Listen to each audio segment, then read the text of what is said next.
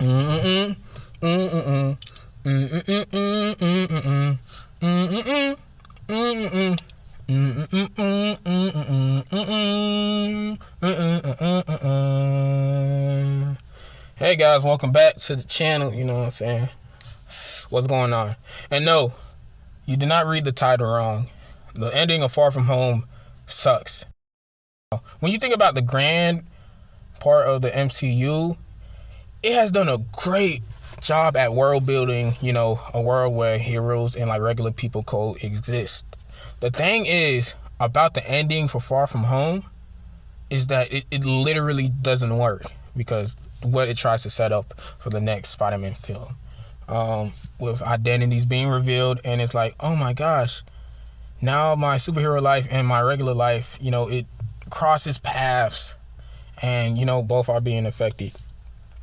Now, first and foremost, I think we have to understand the implications of what the ending tries to do. At the end of Far From Home in the end credit scene, Peter Parker's identity is revealed by Mysterio, and Mysterio is seen as a martyr, a hero who died in the greater good because of Spider-Man. Now that's actually a pretty good setup. The fact that, okay, people are going to look at Peter Parker as a villain, as Spider-Man as a villain. Because I'm gonna be honest, that trope of, oh, my identity is revealed, my friends and family is in trouble, I feel like it just doesn't work in the MCU. The MCU has been around so long that if that storyline was to pop up, it would have been happened. It would have been happened with so many heroes.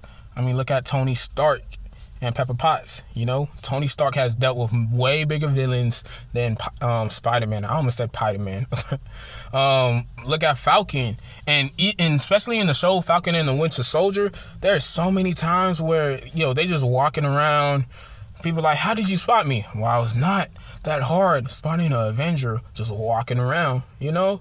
Falcon, he's being racially profiled by the cops. They just looking at him like a regular dude.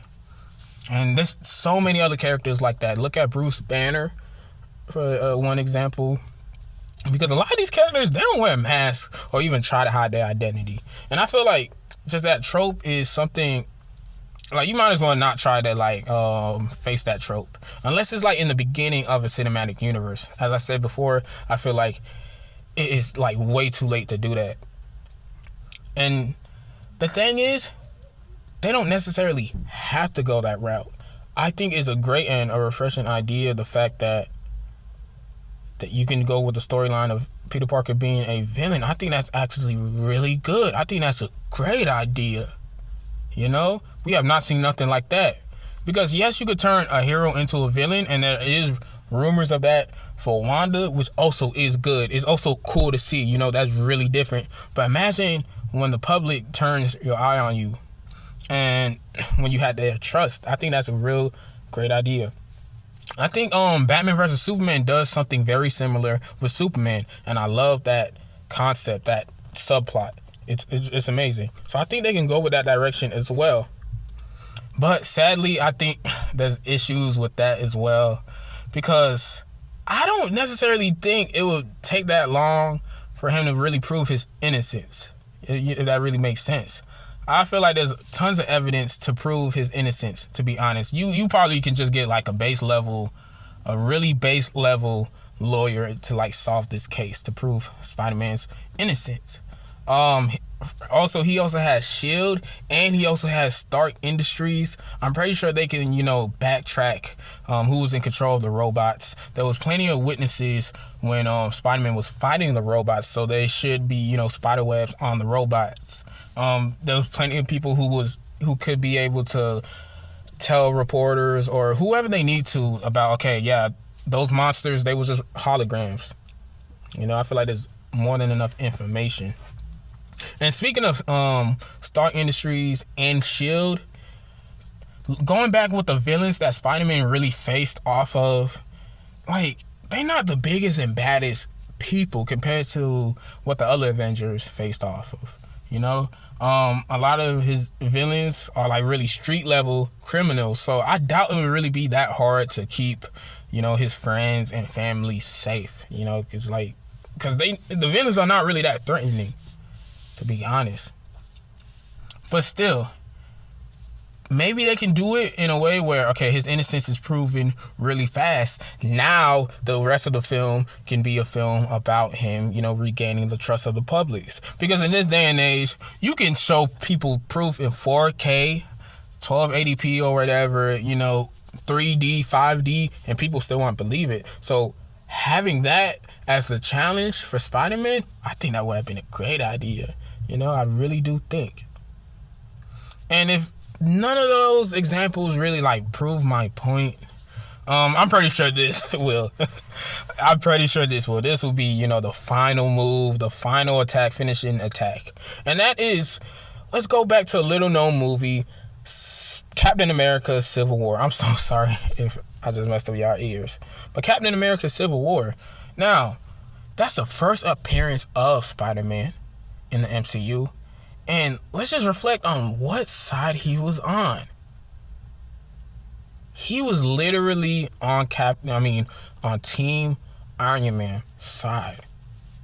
And Iron Man's side was to reveal superhero identities. Okay? It literally was to reveal identities. The big plot line that is rumored to be the main storyline of No Way Home, or one of the plot lines for No Way Home, Spider-Man was already willing to reveal his identity.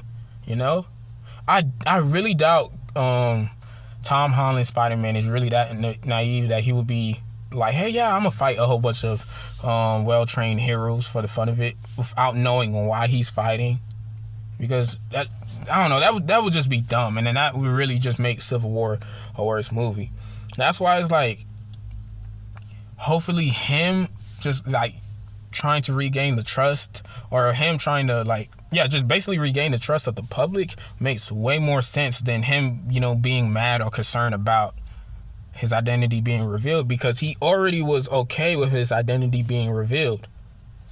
So yeah, those are basically the reasons why I think the ending of Far From Home sucks. It really makes no sense for what they're trying to do. And hopefully they can do what they did in the beginning of Far From Home with the blip situation and just pass it off. Because it honestly is a more, a less serious topic to go through. Because the blip is literally the biggest event, the biggest casualty in the galaxy's history. And they just went over it in 15 minutes, 10 minutes. So yeah, I feel okay, his identity being revealed is really not that big of a problem, because they already made it very minuscule. They already made it less of a concern, because like I said earlier, Spider-Man, Peter Parker, Tom Holland's iteration, adaptation, he was already fine with that. So yeah.